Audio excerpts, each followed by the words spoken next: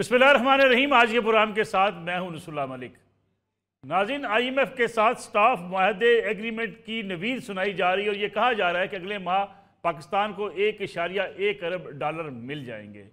लेकिन साथ ही साथ ये कहा जा रहा है कि मुश्किल फैसलों का वक्त भी है, क्योंकि अगर IMF से ये कर्जे लेने हैं तो कर्जे वापस देने के लिए पाकिस्तान को अपने ज़राए आमदन बढ़ाने पड़ेंगे। अपने वो इदारे जो इस वक्त खसारे में हैं उनके खसारे से बचना पड़ेगा। साथ ही साथ जो टैक्स का निज़ाम है पूरा उसको रिव्यू करना पड़ेगा। और ये भी कहा जा रहा है कि आइंदा से जो टैक्स वसूल किए जाएंगे उसकी एक नया मैकेनिज़्म तैयार किया जा रहा है कि किस तरीके से छोटे दुकानदार से बिजली के बिलों के ज़रिए टैक्स वसूल किया जाए। गोया पाकिस्तान कर्ज़ों पर तो चल रहा है, लेकिन कर्ज़े वापस देने के लिए उसे एक पूरे निज़ाम को उसको ओवरहाल करने की ज़रूरत है। और क्या ये हुकूमत ये फ़ैसला कर पाएगी? ये बड़े फ़ैसले जिसका इंदिया दिया जा रहा है कि ये करने पड़ेंगे, क्या हुकूमत के लिए आसान होंगे? क्योंकि अगर इतने बड़े फ़ैसले, ये इतने सख्त फ़ैसले करने पड़ते हैं तो हुकूमत को मुश्किलात के साथ साथ अपोजिशन के चैलेंज का सामना भी करना पड़ सकता है। अपोजिशन इस वक्त सड़कों पर आने का ऐलान कर चुकी है। 30 मार्च को जलसा होगा, फिर 21 अप्रैल को जलसा होगा, जो है एहतजाज करेंगे सड़कों पर भी और पार्लिमान के अंदर भी हुकूमत के खिलाफ भरपूर एहतजाज किया जाएगा। गोया मुस्लिम नवाज़ की हुकूमत और पाकिस्तान पीपल्स पार्टी की इत्तेहादी हुकूमत को पाकिस्तान तहरीक इंसाफ, जो कि सुन्नी इत्तेहाद कौंसल की शक्ल में पार्लिमान के अंदर मौजूद है, उससे भी अपोजिशन की तरफ से उनको सामना उनका करना पड़ सकता है।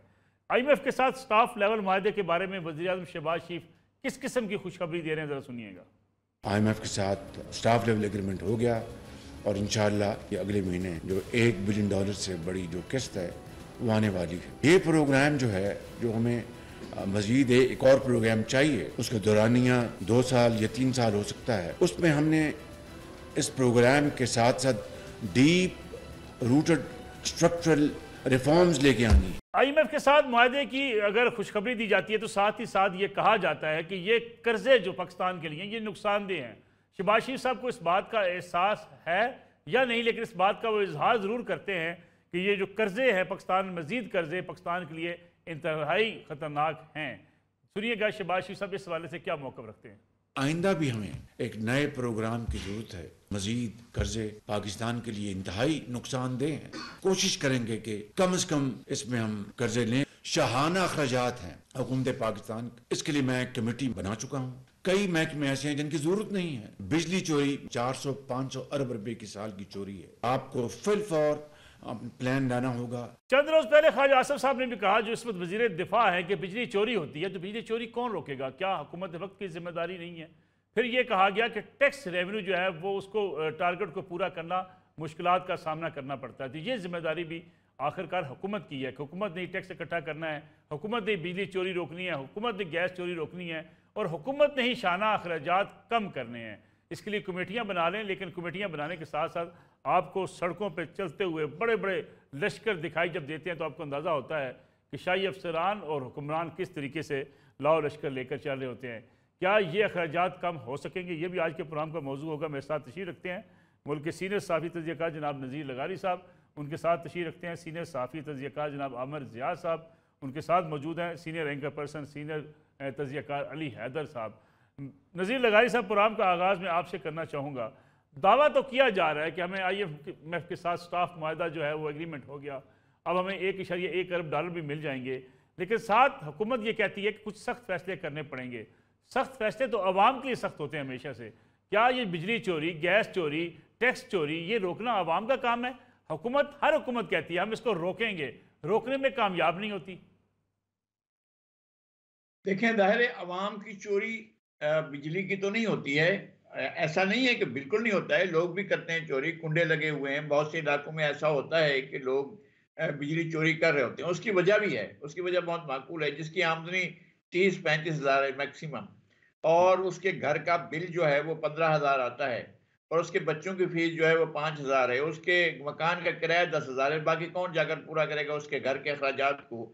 और वो भी इस हालत में वो कर रहे हैं कि जब वो एक पंखा चलाएं और एक घर में एक बल्ब जलाएं, तब भी बिल जो है वो इतना आता है कि एक आम आदमी के अफोर्ड से ज्यादा बाहर होता है। और इस वजह से चोरी होती है, और चोरी होती है जो महकमे हैं उनकी मिली भगत से होती है। अगर उनकी मिली भगत ना हो तो ज़ाहिर चोरी हो ही नहीं सकती है।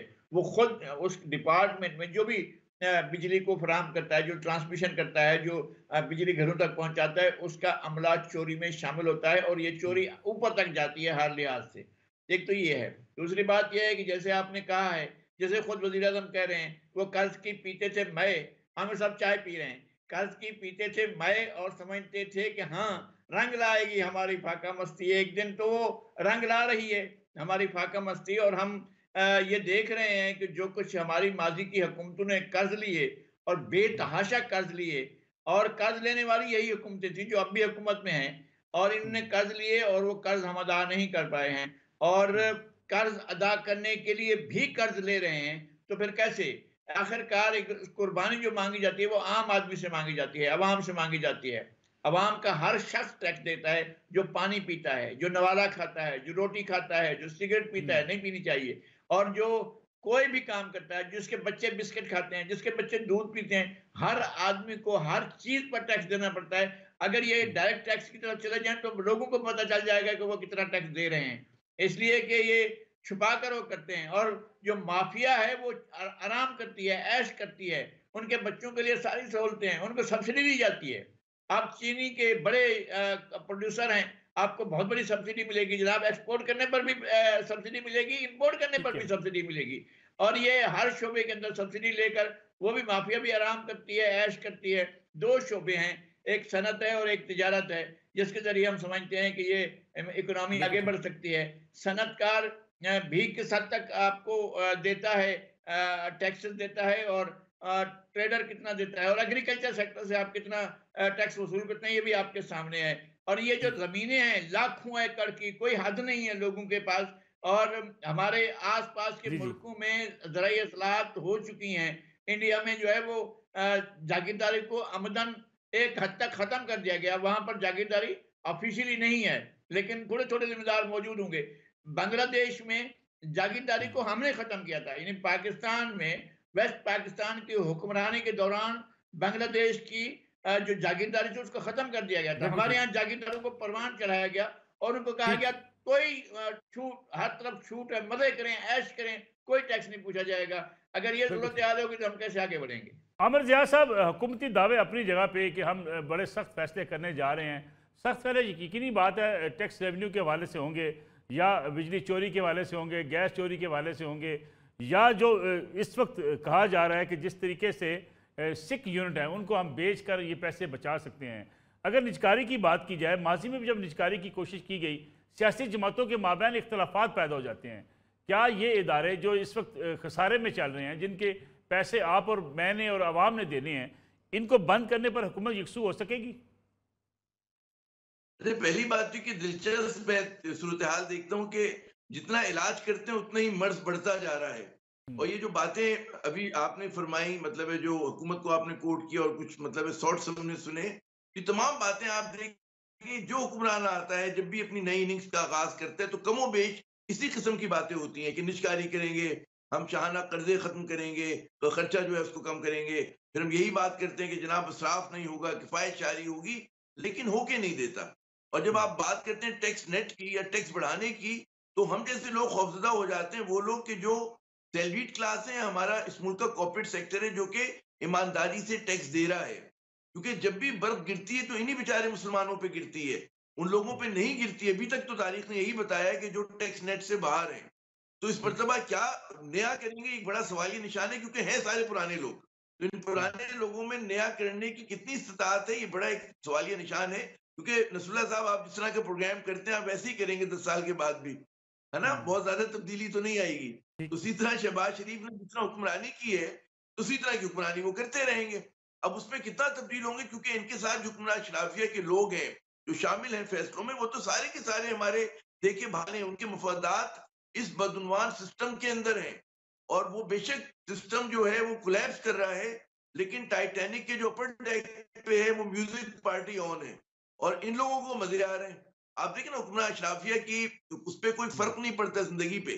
तो पहली बात है कि क्या हमारी हुक्मरान अशराफिया कुछ नया कर दिखाने को तैयार है, और उसकी क्या वो कीमत देने के लिए तैयार है? वो कीमत सिर्फ मुझसे और आपसे वसूल करेंगे, इस मुल्क के मेहनत कशों से, रेडी लगाने वालों से, फेरी लगाने वालों से जो है वो कीमत जो है वसूल की जाएगी? बड़ा सवाल है ये। फिर IMF का 23 प्रोग्राम हमने लिए, और अभी 24वें की तरफ इंशाल्लाह जाएंगे, जो कि एक्सटेंडेड फंड फैसिलिटी होगा। 2 क्या मुझे तो लगता है कि 3 बरस का होगा। और इसमें देखिए IMF हमेशा 3-4 वो अद्वियात आपको प्रिस्क्राइब करता है। वो कहता है जी इंटरेस्ट रेट बढ़ाएं, वो हमारे ऑलरेडी बढ़े हुए हैं। वो ये कहता है कि जी सब्सिडीज का खात्मा करें, तो आपने पहले कलाकुमा कर दिया आम आदमी का, तो है ना। बिल्कुल फिर ठीक। वो कहते हैं डिवैल्यू कर दें, हम बहुत ज्यादा डिवैल्यू कर चुके हैं और कितना मजीद करेंगे। ये उनके 3 होते हैं, वो चाहे मिस्र हो, चाहे वो कोई अफ्रीकी और मुल्क हो, या कोई एशियन मुल्क हो, या पाकिस्तान हो। हर मर्तबा इसके अलावा मुझे कोई चौथा नुस्खा नजर नहीं आया उनका। अच्छा, इसको हम लोगों ने बारहा आजमाया, अब है ना, तो उसमें कोई फर्क तो नहीं पड़ा। तो मसला ये नहीं है कि हम सिर्फ यही काम करते जाएं, जो बाकी चीजें करने की हैं वो नहीं होती।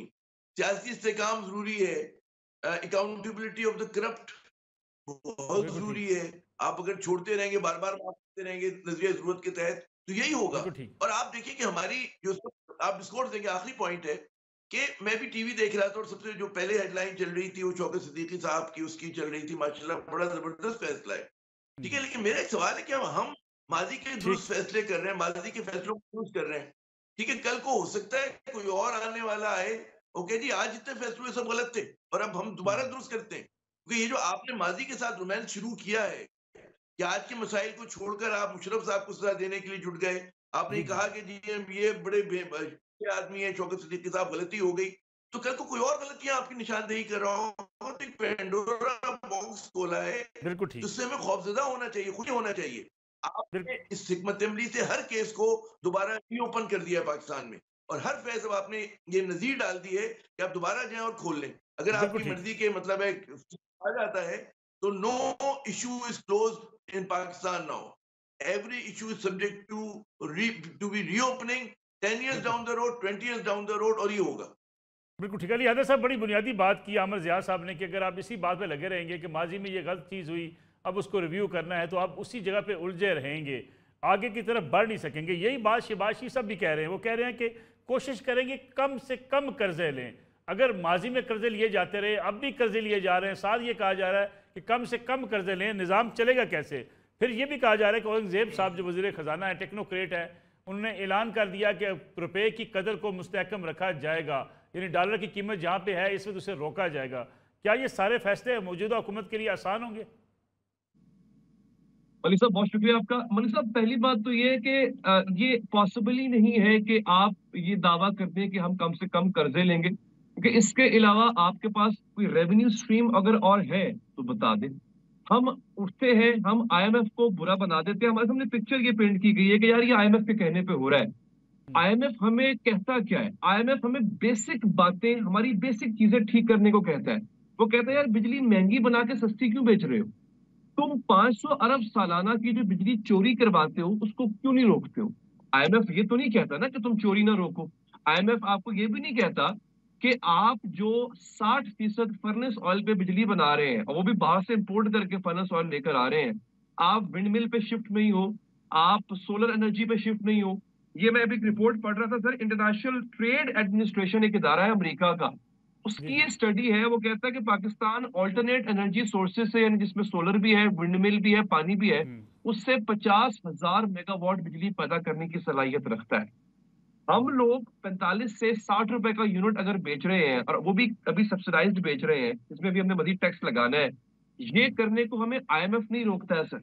करप्शन हम क्यों कर रहे हैं, ये हमें IMF नहीं कहता करप्शन करो। अभी मैं एक और रिपोर्ट पढ़ रहा था जो कि आज सुप्रीम कोर्ट में जमा भी हुई है सर, वो बड़ी होशरुबा रिपोर्ट है।